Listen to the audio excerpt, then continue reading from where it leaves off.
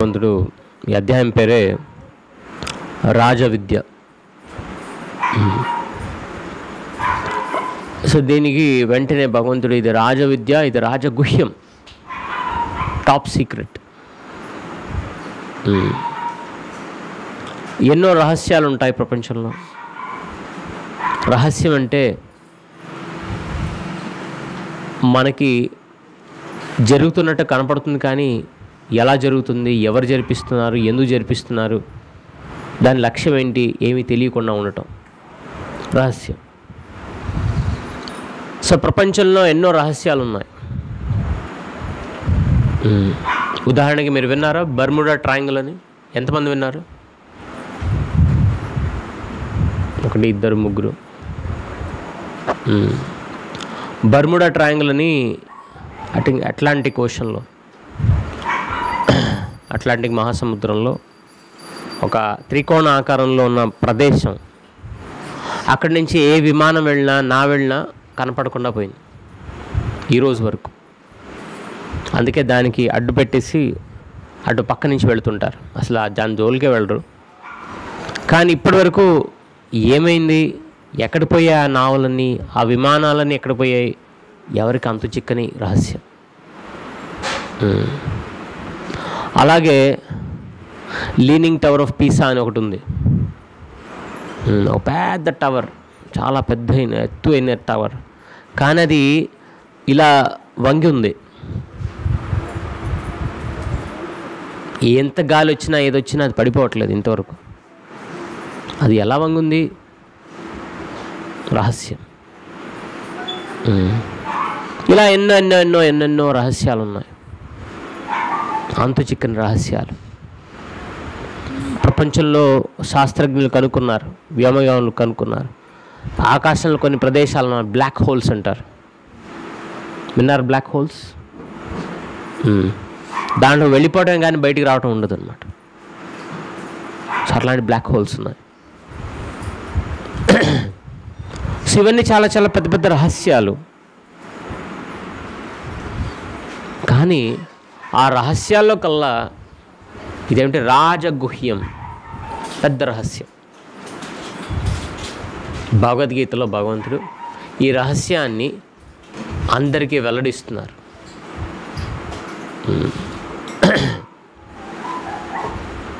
So దీన్ని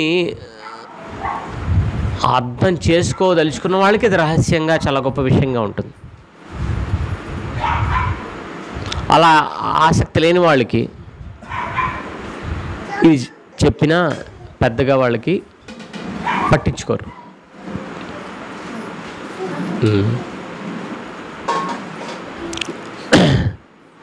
like ఏదైనా scientist తన పరిశోధనలో ఎంతో ప్రయత్నం తర్వాత కనుగొన్నారు, అది దారిని పోయిన వాడికి చెప్పాడు, వాడికి ఏం పట్టింపు ఉండదు, ఎందుకంటే దాని గురించి అసలు విషయ అవగాహన లేదు. కానీ ఎవరైతే ఇప్పుడు ఇక్కడ ఆధ్యాత్మిక విషయాలపై ఎన్నో ప్రయత్నాలు చేస్తున్నారు, ఎన్నో రకాలుగా సాధనలు చేస్తున్నారు, వ్రతాలు ఆచరిస్తున్నారు, అలాంటి వాళ్ళకి నిజంగా వాళ్ళ లక్ష్యం స్పష్టంగా ఉన్న వాళ్ళకి ఈ భగవద్గీతలో ఈ భాగం కనుక చదివినట్టయితే వాళ్ళు ఎంతో హర్షిస్తారు, ఎంతో ఆనందిస్తారు. ఎందుకంటే ఇది రాజగుహ్యం, టాప్ సీక్రెట్ భగవంతుడు వెల్లడిస్తున్నారు కాబట్టి. అయితే ఇది సీక్రెట్, ఇదొక రహస్యం, ఇదొక గుహ్యమైంది. మరియు దీన్ని తెలుసుకున్నట్టయితే అన్ని సమస్యలు తీరిపోతాయి అని పూర్తి విశ్వాసం ఉన్న వాళ్ళకే ఇది అర్థమవుతుంది. అందుకే ఈ శ్లోకం తర్వాత వెంటనే కృష్ణ ఏమన్నారు? అశ్రద్ధదాన పురుష ధర్మస్యాస్య పరం తప అప్రాప్యమాం నివర్తంతే మృత్యు సంసారవర్తమని. అశ్రద్ధదాన పురుష ధర్మస్యాస్య పరం తప. శ్రద్ధ లేని వాడికి ఇవి ఏమి రుచించవు, ఏం అర్థం కాదు, జస్ట్ టైం వేస్ట్ అనుకుంటారు. వాళ్ళేంటి, తిరిగి ఇదే చక్రంలో అప్రాప్యమాం నివర్తంతి మృత్యు సంసారవర్తమని. ఈ మృత్యు, ఈ మరణం అనే ఈ చక్రంలో మళ్ళీ దానిలో చేరుకుంటారు. దాని నుంచి బయటపడే అవకాశం ఉండదు. సో దీనికి ముందుగా మనకి శ్రద్ధ అవసరం. శ్రద్ధ అంటే విశ్వాసం. అంటే ఈ చెప్పే వ్యక్తి ఎవరైతే ఉన్నారో భగవంతుడి కృష్ణుడు నా మంచి కోసం చెప్తున్నాడు, ఆయన నా శ్రేయోభిలాషి ఆయన ముందుగా మనకి గట్టిగా నమ్మకం విశ్వాసం కుదిరితే ఆయన చెప్పిన విషయాలపై మనకి ఆచరించాలనిపిస్తుంది. దాని యొక్క ప్రాముఖ్యత తెలుస్తుంది. సో ఇక్కడ రాజవిద్య రాజగుహ్యం ఇవాళ మన డిస్కషన్ టాపిక్. ఏంటిది గుహ్యమైన విషయం? ఏముంది దీంట్లో గుహ్యమైంది? గుహ్యమైన విషయం అంటే ఏమిటి? శ్రీల ప్రభుపాదుల వారి తాత్పర్యంలో వర్ణిస్తారు. గుహ్యమైంది ఏమిటి? ఈ శరీరంలో భాగాలన్నీ కూడా శాస్త్రజ్ఞులు దాన్ని కట్ చేసి అన్ని భాగాలు ఎలా ఉన్నాయి, దాన్ని ఎలా పనిచేస్తాయి, అవి పనిచేయకపోతే ఏమవుతుంది, ఇవన్నీ కూడా పరిశోధన చేశారు కదా. మన శరీరంలో ప్రతి భాగం బాగా పరిశోధన చేసినాడు. శరీరంలో కొన్ని రహస్య భాగాలు ఉంటాయి, అది కూడా సైంటిస్ట్ కనుక్కున్నారు. కొన్ని సూక్ష్మమైనవి ఉంటాయి, అది కొద్ది గొప్ప తెలుసుకున్నారు. కానీ ఏదైతే శరీరంలో ఆ పదార్థం లేనట్టయితే ఆ శరీరానికే విలువ లేదు అని అంత గొప్ప శక్తి కలిగిన ఆ పదార్థం మాత్రం ఇంతవరకు ఎవరికి అంత చిక్కలేదు. దాని గురించి భగవంతుడు ప్రస్తావిస్తున్నారు. సో అందుకే ఇది రహస్యం, చాలా గొప్ప రహస్యం. ఎంతోమంది వాళ్ళ ప్రయత్నాలన్నీ కూడా వాళ్ళ భౌతిక జీవనాన్ని అంతా కూడా పక్కన తోసేసి హిమాలయాలకు వెళుతూ వనాలకు వెళుతూ ఇక్కడ తపస్సు చేస్తూ ఆ రహస్యాన్ని కనుక్కోవాలని ఎంతో ప్రయత్నం చేశారు. కొంతమంది సఫలీకృతమయ్యారు, కొంతమంది కాలేరు. మనుష్యానాం సహస్రేషు కశ్చిత్ యతతి సిద్ధయే. యతతి అంటే ప్రయత్నం, సిద్ధి కోసం ప్రయత్నం చేశారు. యతతామపి సిద్ధానాం కశ్చిన్ మాం వేత్తి తత్వతః. అలాంటి ప్రయత్నం చేసే 1000 మందిలో ఒక్కరు మాత్రమే దీన్ని తెలుసుకోగలిగారు. బహునాం జన్మనామంతే, ఎన్నో జన్మలు ఎత్తిన అనంతరం బహునాం జన్మనామంతే జ్ఞానవాం మాం ప్రపద్యతే. జ్ఞానవంతుడు మాత్రం దీన్ని అర్థం చేసుకోగలుగుతాడు. వాసుదేవ శ్రమితి సంహాత్మా గురుల్వా. సో ఈ రహస్యాన్ని అర్థం చేసుకోవటం చాలా కష్టం, ఎన్నో జన్మలు ఎత్తాలి. అలాంటి రహస్యాన్ని భగవంతుడు తెలియజేస్తున్నారు. సో విందామా లేదా ఇవాళ? పెద్ద రహస్యం. అయితే ఈ రహస్యానికి కీ ఏంటి? ఇప్పుడే చెప్పాను, శ్రద్ధ. శ్రద్ధ అంటే ఏమిటి? విశ్వాసం ఉండాలి. ఆ విశ్వాసం లేకపోతే ఏమీ లేదు. అయితే ఈ విషయం మనం ఇంతకుముందు ఎన్నోసార్లు చర్చించాం. ఇది ఇంతేనా అని అనుకోవచ్చు కూడా. ఇప్పుడు బర్ముడా ట్రయాంగిల్ మీరు విన్నారు, ఇంతకుముందు కూడా చెప్పాను, అంతకుముందు కూడా చెప్పాను, ఎన్నోసార్లు చెప్పాను. తెలుసుకున్నావా, ఇది ఎప్పుడు చెప్తుంటారు ఇది అని అనుకోవచ్చు. కానీ రహస్యం తెలిసిందా? తెలియలేదు. బర్ముడా ట్రయాంగిల్ అని ఉంది తెలుసు, కానీ దాని రహస్యం బయటపడలేదు. సో అట్లాగే ఈ విషయం కూడా ఎన్నోసార్లు మనం చర్చకి తీసుకొచ్చాము. ఇది కొత్త విషయం కాదు, కానీ దీని రహస్యం మనం కనుక్కోలేకపోయాం. మరి ఎవరైనా సీక్రెట్ కనుక్కున్నారో తెలీదు ఇక్కడ కూర్చున్న వాళ్ళలో. కానీ మనం ఇంకా కనుక్కోలేదు కాబట్టి దీని గురించి మళ్ళీ ప్రస్తావించడం అవసరం.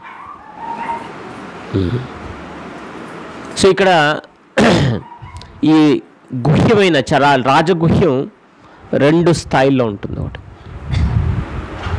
ఒకటి ఆత్మని తెలుసుకోవటం, ఆత్మ సాక్షాత్కారం. రెండోది భగవత్ సాక్షాత్కారం. ఇవి 2 చాలా గుహ్యమైంది. మనం ఎవరైనా ఆత్మను చూసిన వాళ్ళు ఉన్నారు ఇక్కడ? ఎవరైనా బై ఛాన్స్ కలలో ఎప్పుడైనా సో ఎవరికి ఈ రహస్యం తెలియదు. రెండోది, భగవంతుడిని చూసారా? ఇక్కడ విగ్రహ రూపంలో కాదు, సాక్షాత్ లేదు. సో ఈ రెండు మనకి రహస్యంగానే ఉండిపోయాయి, గుహ్యమైన విషయాలు. సో అందుకే మనం వీటిని మళ్ళీ ఈ రహస్యమైన విషయాల్ని తెలుసుకోవడానికి మార్గాలేంటి వెతుకుతూ ఉండాలి. అదే వాళ్ళ చర్చనీయాంశం. సో ఈ ఆత్మ అనేది చాలా సూక్ష్మమైన పదార్థం. దాని పరిమాణం ఎంత? వెంట్రుక యొక్క 10,000 భాగాలు చేస్తే ఆ భాగం యొక్క సైజు ఇప్పుడు మనం చూడదలుచుకున్న ఆత్మ సైజ్ మనకున్న కొలతల ప్రకారంగా. కానీ ఆత్మ అంత చిన్నగా ఉంటుందా? చిన్నగా పెద్దగా అనేది మన కొలతలు, మనం వేసుకునే కొలతలు. మీరు ఎప్పుడైనా విన్నారా? టైం ప్లేస్ స్కేల్ అన్నమాట. సమయం, ప్రదేశం. నేను ఇటీవల బృందావనంకి వెళ్ళొచ్చాను. బృందావనం ఇప్పుడు చూస్తున్న బృందావనం ఒకటి, పూర్వం ఉన్న బృందావనం సైజు ఇంకోటి. సో సమయంతో పాటు ప్రదేశాల యొక్క సైజు కూడా క్షీణిస్తుంది, పెద్దగా అవుతుంది. ఇప్పుడు మన ఉన్న సీలింగ్ సైజ్ ఎంత? 12 అడుగుల 10-12. కానీ పాత ఇళ్ళు ఎంత ఉండేవి? 16-17. ఎందుకు? మన సైజ్ తగ్గిపోతుంది యాక్చువల్లీ. త్రేతాయుగంలో, ద్వాపర యుగంలో 14 అడుగు ఉండేవాళ్ళు ఒక సామాన్యుడు. ఊహించగలుగుతాం ఒక 14 అడుగుల వ్యక్తి ఇక్కడ రాగానే ఏమవుతుందో? ఇప్పుడు మనం ఊహించలేం. కానీ అలాంటి వ్యక్తులు నార్మల్ సైజ్ అది. అదే త్రేతాయుగంలో దానికి డబుల్ 28 అడుగులు ఉండేవాళ్ళు వ్యక్తులు. అలాగే సత్యుగంలో 56 అడుగులు ఉండేవాడు ఒక వ్యక్తి.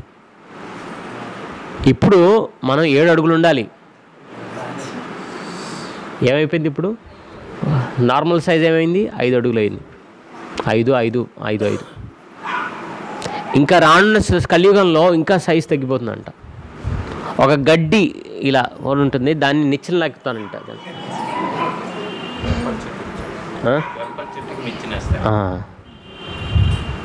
బ్రహ్మంగారు చెప్పారు, భాగవతంలో గడ్డి చెప్పారు, గడ్డి పౌర్స్. సో అలా సైజు సమయంతో పాటు క్షీణిస్తుంది, పెరుగుతుంది.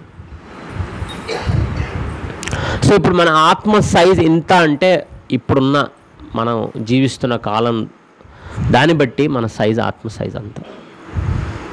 మరి అలాంటి ఆత్మని మనం దర్శించుకోవాలి, సాక్షాత్కరించుకోవాలి. అది మన మానవ జన్మ యొక్క ముఖ్య లక్ష్యం. సో ఎవరికైనా దీని మీద ఆసక్తి ఉంటే ఇది గుహ్యమైంది, చాలా గ్రేట్ అని అనుకుంటాం. లైక్ ఎవరికైనా ఐన్స్టీన్ అన్సర్టనిటీ ప్రిన్సిపల్ తెలుసా? ఎవరైనా సైన్స్ స్టూడెంట్స్? అది న్యూటన్స్ థర్డ్ లా.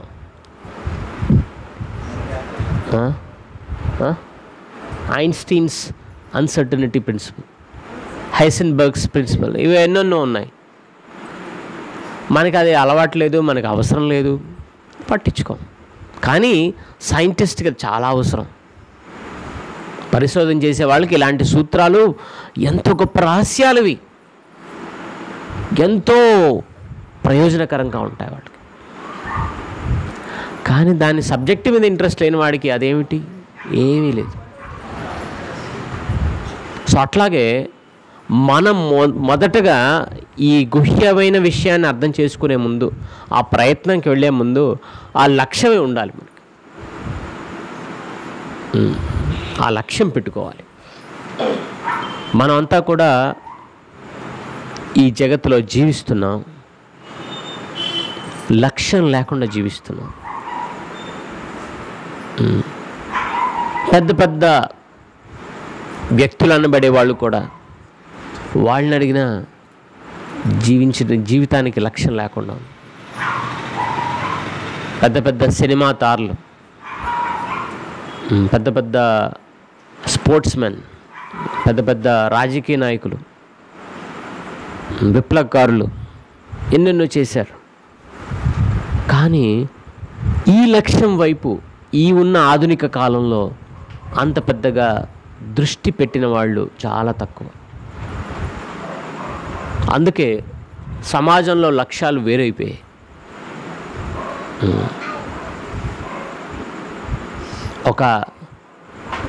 ఇప్పుడు ఏమైపోయింది, లక్ష్యాలు మనవి అంటూ భౌతికమైన లక్ష్యాలు మనకి ఉన్నప్పటికీ ఇంకోరి లక్ష్యాలు మన లక్ష్యాలు చేసుకోవటం, మన లక్ష్యాలు ఇంకోరిపై రుద్దటం, ఇవి చేస్తున్నాం. ఒక పిల్లవాడిని అడిగామనుకోండి, నీ లక్ష్యం ఏంటి అని, వాడు ఏదో చెప్తాడు. వాళ్ళ తండ్రిని అడిగామనుకోండి, వాడికేం తెలుసు, వాడి లక్ష్యం ఇది అని వాడు చెప్తాడు. అంటే తల్లిదండ్రులు డిసైడ్ చేస్తారు లక్ష్యం ఏముండాలి పిల్లలకి. అంటే అటు తల్లిదండ్రులకు తెలియదు లక్ష్యం ఏంటో, వీళ్ళకి తెలియదు లక్ష్యం ఏంటో. సో ఇలాంటి సందిగ్ధ పరిస్థితిలో లక్ష్యం సరిగ్గా తెలియక జీవితాన్ని మనం అలా కరగదీస్తున్నాం అన్నమాట. అనవసరంగా కరగదీస్తున్నాం. సో అందుకే ఈ జీవితానికి అర్థవంతంగా, దీనికి అర్థం ఇవ్వాలి, జీవితాన్ని అర్థవంతంగా జీవించాలి. ఆ లక్ష్యంతో కనుక మనం ముందుగా వెళితే ఈ శ్లోకం మనకి ఎంతో ప్రయోజనకరంగా ఉంటుంది. లేకపోతే ఏముందిలే శ్లోకం అనుకుంటాం. సో ముందుగా మన లక్ష్యం స్పష్టంగా పెట్టుకోవాలి. నేను ఈ జీవితంలో ఆత్మని దర్శించుకోవాలి, నేను ఏంటో నేను తెలుసుకోవాలి. ఎవరైనా గట్టిగా ఆ లక్ష్యం పెట్టుకుని ఉన్నారు ఇక్కడ? ఆలోచించాలి. నిజంగా నా లక్ష్యం అదా అన్నప్పుడే ఇవన్నీ మనం చర్చించే విషయాలు లాభకరంగా ఉంటాయి. మనకున్న లక్ష్యాలు ముఖ్యంగా ఆధ్యాత్మిక జీవితం అంటే కష్టాలు పోవాలని. తస్యేవ హేతో ప్రయతేత కోవిదో న లభ్యతే ఉపరి అధః. భగవంతుడు నారదుముని ఏం చెప్తారంటే భాగవతంలో, ఒక కోవిద మంచి బుద్ధున్నవాడు ఏం లక్ష్యం పెట్టుకోవాలి? ఉపరి అధః అంటే బ్రహ్మలోకం నుంచి అధోలోకం వరకు దొరకని ఒక వస్తువు ఉంది, దానికోసం మీరు ప్రయత్నం చేయండి. ఇవి ఎక్కడైతే ఈ లోకాల్లో దొరికే ఉంటాయో అది అప్రయత్నంగా అవి వస్తుంటాయి, పోతుంటాయి. దానికోసం చేయటంలో ఏముంది? మనమంతా కూడా ఎవరైనా మా ఇల్లు తగలబడాలి, నాకు పెద్ద మహమ్మారి రోగం కావాలి, నాకున్న వాళ్ళందరూ నా కళ్ళెద్దరే చనిపోవాలి అని కోరుకుంటావా? అస్సలు. కానీ జరిగిపోతాయిగా, తెలియకుండా జరిగిపోతాయిగా. ఇటీవల విన్నారుగా ఢిల్లీలో ఏమైంది? కాలుష్యం నాకు ఉంటే నా ఇంట్లో మంచి ఏసీ పెట్టుకొని మంచి టైట్ పెట్టుకొని నేను హాయిగా ఉన్నాను. కానీ ఏమైంది? 21 కార్లు ఒకదాని వెనకాల గుద్దేసుకున్నావు టాక్ టాక్ టాక్ టాక్. ఎందుకని? ఆ పొగ, మంచు ప్లస్ పొగ, ఆ కాలుష్య పొగ కలిపోయి నల్లగా అయిపోయింది. మంచు ఉంటే ఉంటుంది, తెల్లగా ఉంటుంది. కాలుష్య పొగ పెరిగిపోయి నల్లగా అయిపోయి ఏమి కనపడక కారు వెనకాల కారు, వాళ్ళు అరుస్తున్నా సరే అది వస్తున్నారు, కొట్టేస్తున్నారు. కారు వెనకాల కారు డాష్ ఇస్తున్నారు. కారు ఆగిపోయింది, అక్కడ కొట్టేసాడు. 2, 3, 4, 21 కార్లు ఆగలేకపోయాయి ఒకదాని వెనక ఆ రోడ్లో. సో అలా అయిపోయింది మన పరిస్థితి. ఎందుకంటే మనం చేసుకున్నాం ఈ కాలుష్యం ఎలా సృష్టించాం, దాని పరివసనం ఇప్పుడు చూస్తున్నాం. సో అలా మనం లక్ష్యం కష్టాలు వద్దనుకున్నా వచ్చేస్తుంటాయి. అలాగే భగవంతుడు అంటారు, అలాగే నారదుని అంటారు ఇక్కడ, సుఖాలు కూడా మీరు అడగకపోయినా వచ్చేస్తాయి. అట్లాగే కష్టాలు అయితే అలాగ అడగకుండా వస్తాయో సుఖాలు కూడా అడగకుండానే వస్తాయి. మీరు అడిగినా అడగకపోయినా పోస్ట్ మ్యాన్ వెళ్ళి, అయ్యా నాకు మనీ ఆర్డర్ వచ్చింది ఇవ్వు ఇవ్వు అంటే ఇస్తాడు, ఎలాగో ఇవ్వాలి ఆయన. కానీ వెళ్ళి నాకు ఇస్తావా అంటే ఇస్తాడు. కానీ అడగని అవసరం లేదు, ఆయన బాధ్యత తెచ్చిస్తాడు. అలాగే ఏదైనా చావు కబురు వచ్చింది, అది కూడా తెచ్చిస్తాడుగా. అయ్యా నాకు ఇవ్వకంటే ఇవ్వకుండా ఉంటాడా? వేసి వెళ్ళిపోతాడు, ఆయన బాధ్యత అది.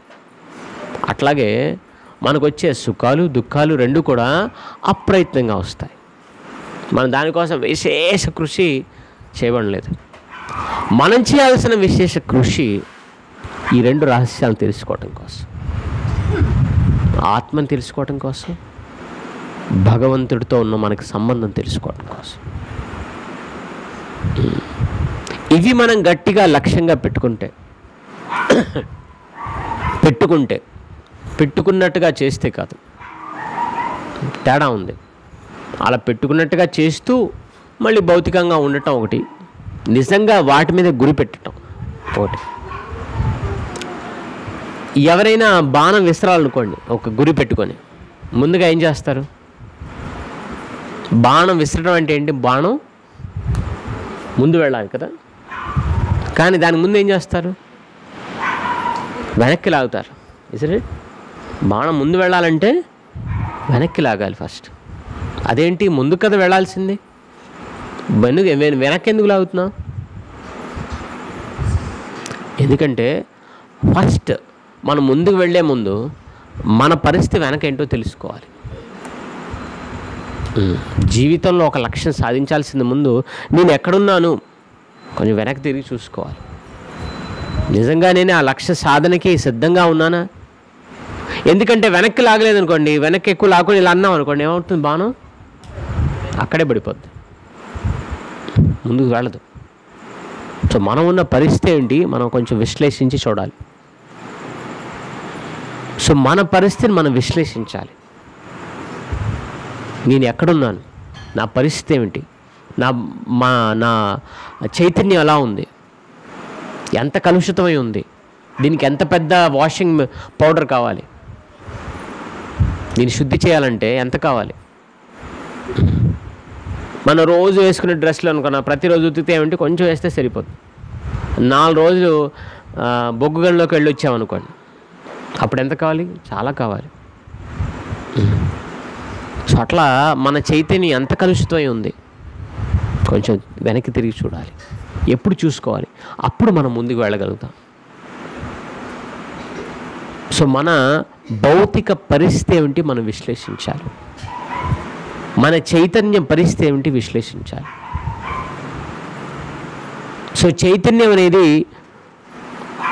4-5 స్థాయిల్లో ఉంటుంది. మొదటిది అన్నామయ కోశ. అన్నామయ కోశ అంటే అన్నీ నాకు కావాలి, నేనే తింటా. పిల్లలకి ఏమవుతుంది? చిన్నపిల్లలు ఉంటారు, ఏది ఇచ్చినా నోట్లో పెట్టుకుంటారు, ఏది ఇచ్చినా నేను తినాలి ఉంటుంది కదా, అది అన్నామయ కోశ. అది ఓన్లీ చిన్నపిల్లలే కాదండి, పెద్దవాళ్ళు కూడా ఉంటుంది. ఎలా? ఏది వచ్చినా నేను ఎలా అనుభవించాలి. కొంతమంది మరీ ఎలా ఉంటారంటే పిల్లలు కూడా ఎవరు వాళ్ళే ముందు తింటుంటారు. సో వాళ్ళు ప్యూర్లీ అన్నమయ కోశంలో ఉన్నట్టు అన్నమాట. వాళ్ళకి నిండినాక అప్పుడు సరే తినరు అంటారు మిగిలింది. సో ప్యూర్లీ అన్నమయ కోశంలో ఉంటారు. దానికన్నా కొంచెం ఎదిగిన వాళ్ళు ఏంటి? ప్రాణామయ కోశం. ప్రాణామయ కోశం ఏంటి? నేను నా వాళ్ళు, నేను తినాలి, నా వాళ్ళకి ఇవ్వాలి, అంతే. సో ప్రపంచంలో చాలా వరకు ఈ 2 కోశాల్లోనే ఉంటారు. నేను నా కుటుంబం, నేను నా కులం, నేను నా దేశం కూడా, అది కూడా ప్రాణామయ కోశం.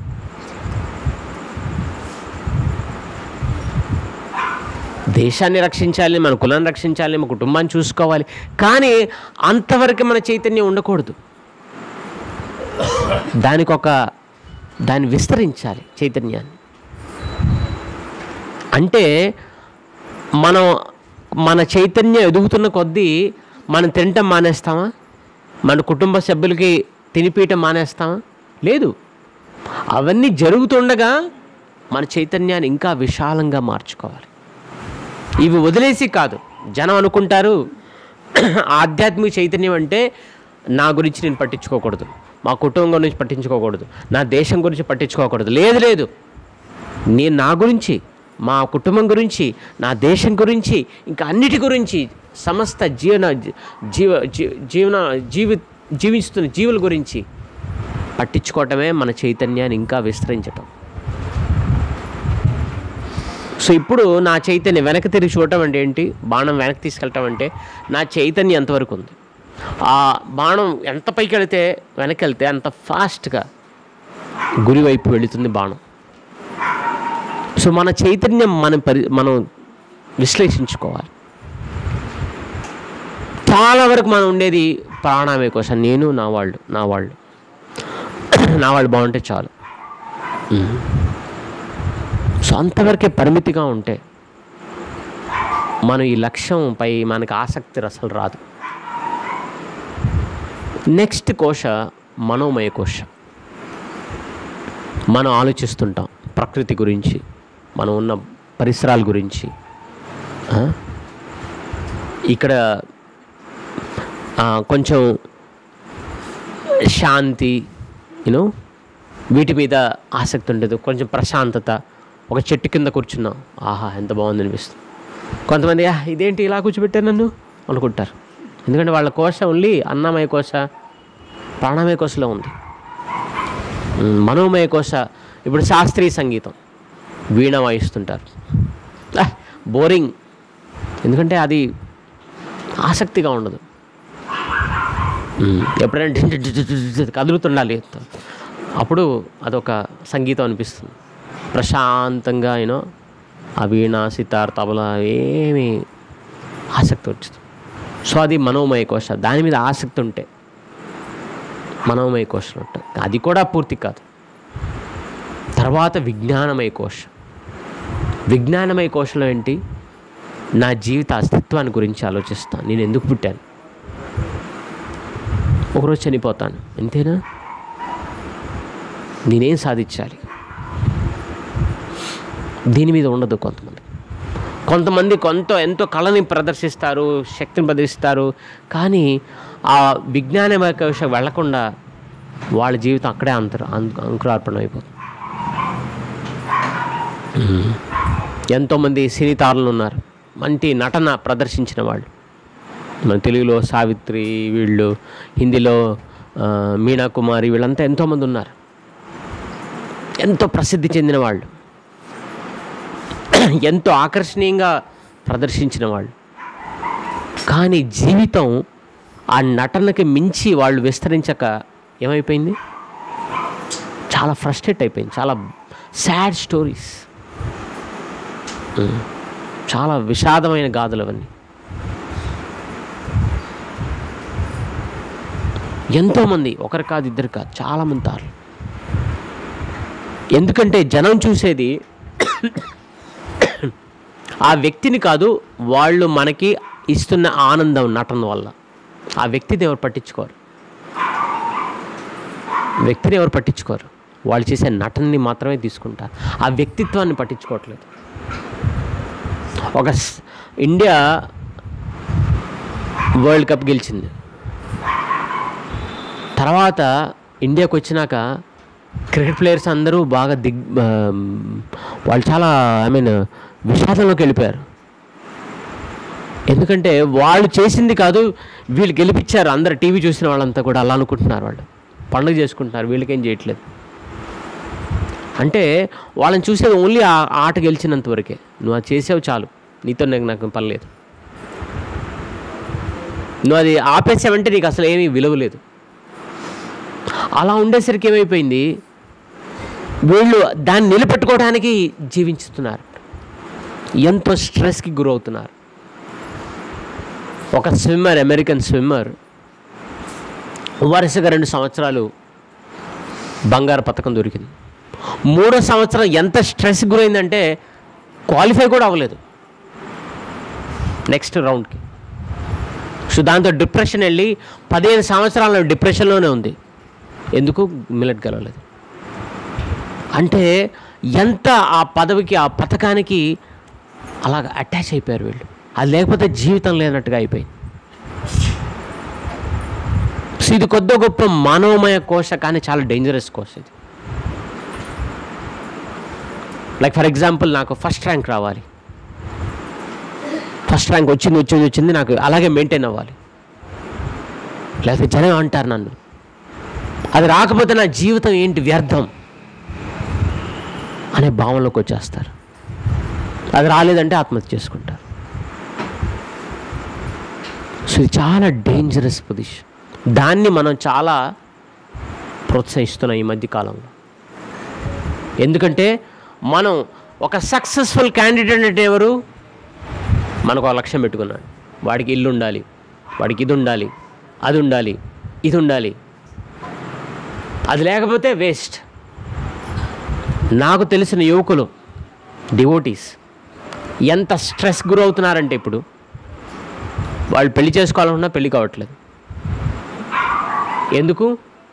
ఇల్లు ఉండాలి, పొలం ఉండాలి, అది ఉండాలి, ఇది ఉండాలి, ఇవి ఉండాలి, లేదంటే నువ్వు వేస్ట్, డస్ట్బిన్. అలాగే స్త్రీలు కూడా ఇలా ఉండాలి, అలా ఉండాలి, ఇలా ఉండాలి. మనం పెట్టేసుకున్నాం స్టాండర్డ్స్. ఎవరు పెట్టలేదు, కానీ మనమే సృష్టించుకున్నాం. అది లేకపోతే నీ జీవితం వ్యర్థం, అంతే స్టాంప్ వేసేసాం. ఇప్పుడు అట్లాగే అయిపోయింది. ఎంతోమంది తెలియకుండా ఒత్తిడి పడుతున్నారు. అవునా? ఒప్పుకుంటారు అందరూ, తల్లిదండ్రులు అందరూ కూడా.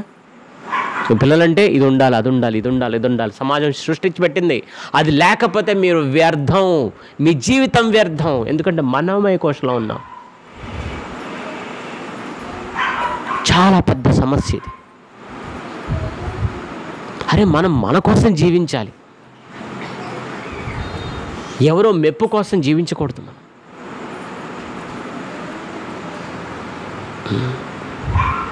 సో ఈ మనోమయ కోశంలో ఎలా అయిపోయింది? ఇది అయిపోయింది అనమాట. అందరూ దీంట్లో చిక్కుకుపోయారు. ప్రతి ఒక్కరూ ఇది సాధించాలని, ఏదో వాళ్ళు పెట్టుకున్న, సమాజం పెట్టిన లక్ష్యాలను సాధించాలని ప్రయత్నాలు చేస్తూనే ఉన్నారు.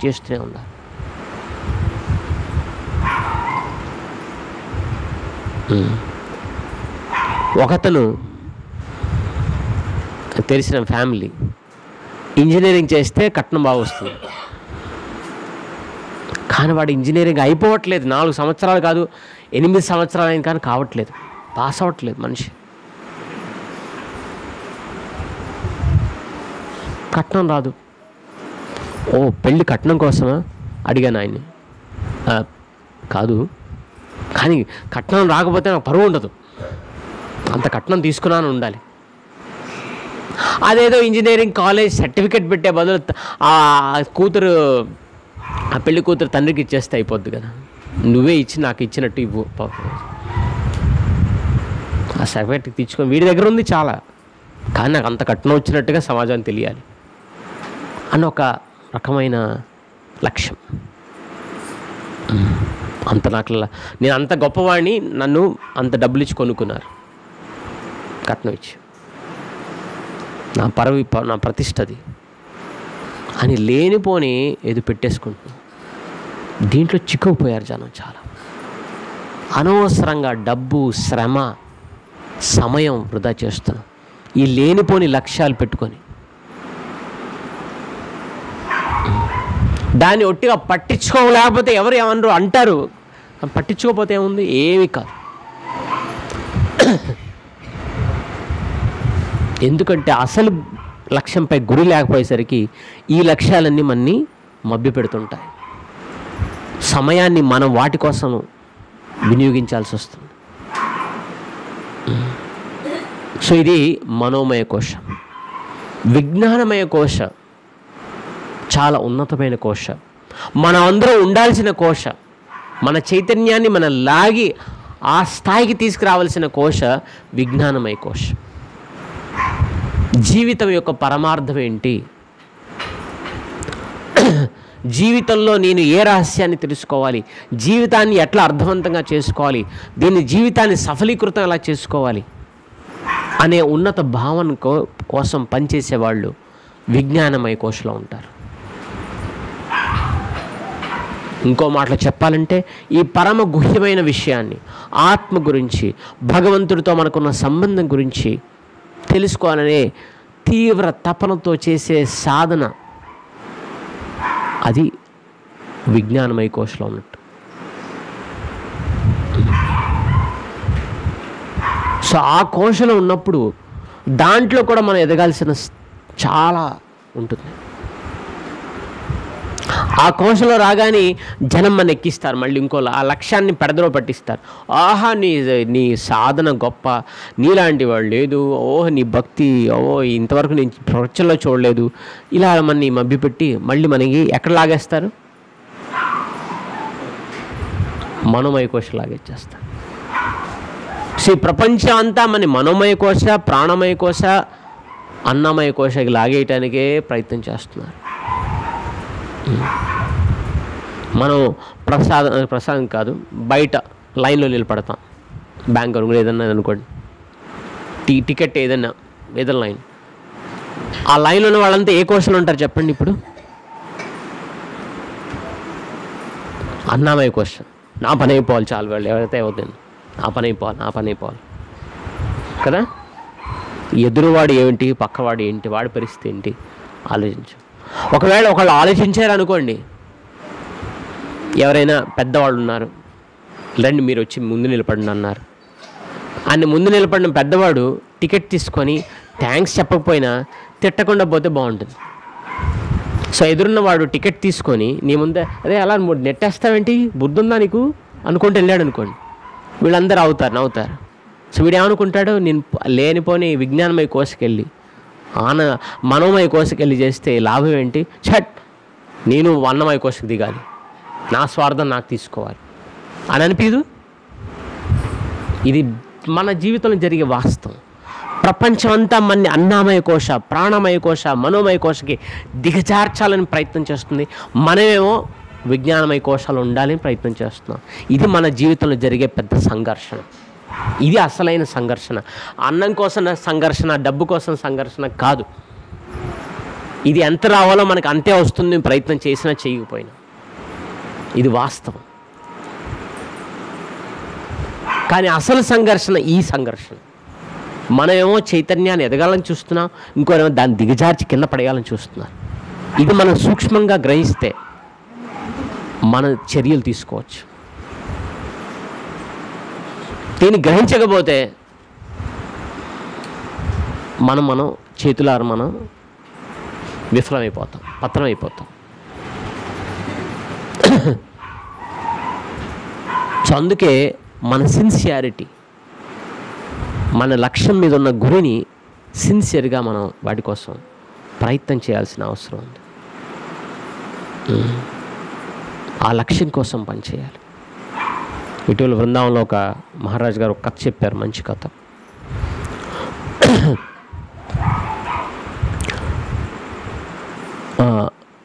మనమంతా కూడా పూజ చేస్తుంటాం, జపం చేస్తాం, ఎన్నో ఆధ్యాత్మిక కార్యాలు చేస్తాం. ఇక్కడంతా వచ్చిన మనం ఒక లక్ష్యం కోసం.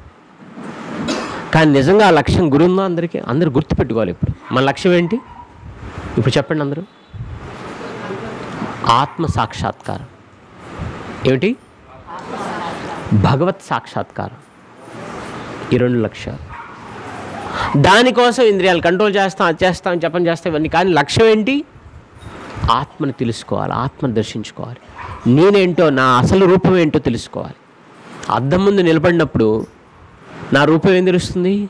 ఇప్పుడు కనపడే బాహ్య రూపం, కానీ అది మన రూపం కాదు.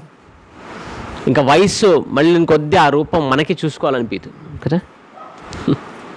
దానికి ఇంకేదో చేసి మార్పు దిద్ది ఇంకొంచెం బాగా చేసుకోవాలనుకుంటాం, కానీ అది రాను మనం అది చూసుకోలేమన్నమాట ఆ రూపాన్ని. కానీ అది మన రూపం కాదు. అది బాగా కనపడినప్పటికీ కనపడనప్పటికీ అది మన రూపం కాదు. మన రూపం వేరు. మన అసలు రూపం లోపల దాగి ఉంది, గుహ్యంగా ఉంది, సీక్రెట్గా. దాన్ని తెలుసుకోవాలి. సో ఆ లక్ష్యం లేనప్పుడు మనం చేసే కార్యాలు క్రమేణా ఏమవుతాయి, అవి మళ్ళీ మనోమయ, ప్రాణమయ, అన్నమయ పడిపోతాయి. ఒక గ్రామంలో పెద్ద పేరు మోసిన ఒక భక్తుడు బాగా ఆయన పూజలు నిష్ఠలు గంటలు గంటలు పూజలు మంత్రాలు చదువుతూ అని చేసేవాడు. సో ఒకరోజు అలా గంగాకి వెళ్ళి గంగ పూజ చేద్దామని చెప్పి అన్ని సన్నాహాలు చేసుకొని పెద్ద 2-3 ఎడ్ల బండ్లు పట్టుకొని పూజా సామాగ్రితో పాటు వెళుతున్నాడు. దారిలో ఒక చిన్న చెప్పులు కుట్టిన అతను, నాకు కొంచెం ఇవాళ ఎక్కువ ఉన్నారు, నేను గంగా పూజ చేయలేను, మనసారా ఈ పూలని అనిపిస్తాను, స్వామి కొంచెం ఈ పూలని అక్కడ మీరు వెళుతున్నారుగా, ఇంత సామాగ్రి తీసుకెళ్తున్నా, ఈ 4 పూలు అక్కడ నా తరఫున గంగకి అర్పించండి అన్నాడు. సరే అని తీసుకెళ్ళాడు. వెళ్ళాడు, పెద్ద ఏర్పాట్లు చేశాడు, పెద్ద పూజ చేశాడు. 2-3 గంటలు జరిగింది పూజ. తర్వాత ఇంకా వెళుతున్నప్పుడు ఆయన గుర్తొచ్చింది, ఈ 4 పూలు ఉన్నాయి కదా అని ఇలా విసిరేశాడు గంగలో. విసిరిగానే గంగలో నుంచి ఒక చెయ్యి వచ్చింది బయటికి. చెయ్యి వచ్చి ఏమిటంది, ఇది మీ పూజకి ఆ వేసిన పూలకి ఆ భావానికి మెచ్చి నేను గంగాదేవిని మీకు ఎవరైతే పూలు అర్పించారో ఆయనకి ఈ బంగారు గాజుని నా తరఫున బహుమతిగా ఇవ్వండి అని చెప్పి వరంగా ఇవ్వండి. అది తీసుకున్నాడు. ఎవరు చూడలేదు అక్కడ, పూజ అయిపోయింది, అందరూ వెళ్ళిపోయారు. నాదే అనుకున్నాడు ఇది. ఈయన పూజ చేస్తే ఏం జరగలేదు, ఆ 4 పూలు ఆఖరిలో వేస్తే అయింది, గంగాదేవి ఆ బంగారు గాజు ఇచ్చింది. అది తీసుకెళ్ళాడు అతను. తీసుకెళ్ళి అది ఊరికే ఇంట్లో పెట్టుకుంటే ఏమండి, ఆయనకి ఆల్రెడీ బంగారం చాలా ఉంది, కానీ గంగాదేవి స్వయంగా ఇచ్చిన బంగారు గాజు. సో దాన్ని గొప్పగా చెప్పుకోవాలని రాజుగారి దగ్గరికి వెళ్ళారు. చూడండి, మొన్న చేసిన నేను పెద్ద పూజకి ఫలితంగా గంగాదేవి స్వయంగా ఇగో ఈ గాజు నాకు ఇచ్చింది అన్న. ఓహో, చాలా గంగాదేవి స్వయంగా ఇచ్చిందంటే చాలా అమూల్యమైందని చెప్పి, ఆయన పెద్ద భక్తుడు కాదు, కానీ ఆమె రాణి గారు చాలా మంచి గొప్ప భక్తురాలు. ఆమెను ఇంప్రెస్ చేద్దామని చెప్పి, చూడు ఆ పురోహితుడితో నేను పూజ చేయించాను, గంగాదేవి మెచ్చి నాకు ఈ గాజు ఇచ్చింది అని ఇచ్చాడు. సో ఆ రాణిగారు తీసుకొని ఆయన వారి ఇష్టదైవమైన అక్కడ కృష్ణుడికి అర్పించింది. ఒకే గాజు ఉంది. అప్పుడు రాణికి అనిపించింది, ఒకే గాజు ఏంటి, 2 ఉంటే బాగుంటుంది కదా. తన భర్తని అడిగింది, రాజుగారిని అడిగింది, ఒకటే ఏంటి, 2 దగ్గర తీసుకురండి. ఇరుక్కులో పడిపోయాడు. మళ్ళీ పూజ చేయించి గంగాదేవి చేసి తెప్పించాలి. సో బ్రాహ్మణుని పిలిపించాడు. మొన్న చేసిన పూజ అదే విధంగా మళ్ళీ చేసి నాకు ఇంకో 2 గాజు తెప్పించాను. సో ఆయన ఇరకాటంలో పడ్డారు. ఇప్పుడు అయ్యో ఏదో చెప్పుకున్నాను కానీ నాది కాదుగా.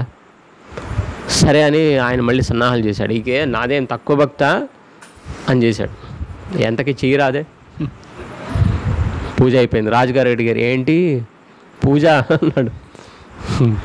అప్పుడు ఒప్పుకోవాల్సి వచ్చింది, నాది కాదండి, ఆ చెప్పులు కుట్టి అతను ఇస్తే వచ్చింది అన్నాడు. సో ఎవరిస్తే ఉంది, నా రాణిని ఇప్పించాలని చెప్పేసి ఆయన వెళ్ళి అడిగాడు.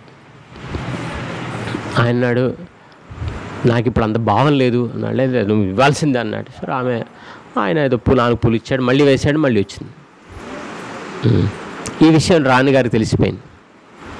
అఫ్కోర్స్ వీళ్ళందరూ బయటపడిపోయారు. కానీ గంగాదేవి మళ్ళీ ఇంకో గాజు తెచ్చిచ్చింది. సో ఇక్కడ ఏంటి తేడా ఏమిటి? ఆయన భక్తుడు కాదా? రిజెక్ట్ చేసేస్తామా? ఆ వ్యక్తి ఎవరైతే పెద్ద పెద్ద పూజలు చేశాడో భక్తుడు కాదా? భక్తుడే. కానీ ఏ లోపం ఆయనకి, దీనికి లోపం ఏంటి? చైతన్యం ఆయన మనో విజ్ఞానమయ కోశ. దానికి పైన కోశ ఏమిటంటే ఆనందమయ కోశ. ఆనందమయ కోశ అంటే ఎవరికైనా సేవ చేయగా వచ్చే ఆనందాన్ని ఆనందమయ కోశ అంటారు. సేవ చేయగా వచ్చే ఆనందం కాదు, అంటే సేవ చేసి గుర్తించబడ్డ ఆనందం కాదు, కేవలం సేవ చేయటంలోనే ఆనందం. ముఖ్యంగా భగవంతుడికి, ముఖ్యంగా భక్తులకి, అందరికీ కూడా ఆ సేవలో ఆనందాన్ని పొందేవాడు. సేవని గుర్తించబడినప్పుడు ఆనందం పొందటం, అదేమిటది? ఏ కోశ? అన్నామయ కోశం, మనోమయ కోశం, ప్రాణమయ, మోస్ట్లీ మనోమయ కోశం. ఒక తృప్తి, అందరు నన్ను గుర్తించారు, నేను మంచిగా పాడాను, అందరూ చప్పట్లు కొట్టారు. చూడండి, ఎప్పుడైనా తారలకి ఏదన్నా అవార్డు ఇవ్వగానే వాళ్ళు ఏమంటారు? కళ్ళీళ్ళు వచ్చేస్తుంటారు. జస్ట్ అన్నమయ కోశం, మనోమయ కోశం. అదొక సాటిస్ఫాక్షన్, దాన్ని నన్ను గుర్తించారు. కానీ ఆనందమయ కోశ గుర్తించినా గుర్తించకపోయినా, ముఖ్యంగా గుర్తించకుండా, ఎందుకంటే అది కలుషితం అయిపోతుంది. గుర్తించినా గుర్తించకపోయినా ఆయన ఆ సేవ చేయాలనే ఒక తపన ఏదైతే ఉంటుందో, దాని ద్వారా వచ్చే ఆనందాన్ని ఆనందమయ కోశ అంటారు. ఇప్పుడు మనం వేడిగా ఉంది, ఒక ఐస్ క్రీమ్ ఇచ్చారు, తిన్నాం, ఆనందంగా ఉంటుందా లేదా? అదేం ఆనందం? ఐస్ క్రీమ్ ఆనందం. ఒక డివోటీ చెప్తాడు, ఐస్ క్రీమ్ ఆనందం ఒక కొవ్వొత్తు ఆనందం. ఐస్ క్రీమ్ ఏంటి? తినకపోతే కరిగిపోతుంది, కరిగిపోతే వేస్ట్. కానీ కొవ్వొత్తు ఏమవుతుంది? కరుగుతూ ఏం చేస్తుంది? వెలుగునిస్తూ కరుగుతుంది. సో మీరు ఐస్ క్రీమ్ అవ్వాలా, కొవ్వొత్తు అవ్వాలి? అంటే సేవ చేస్తూ ఇతరులకి హెల్ప్ చేస్తూ వాళ్ళకు వెలుగునిస్తూ జ్ఞానాన్ని ఇస్తూ మనం కరిగిపోతే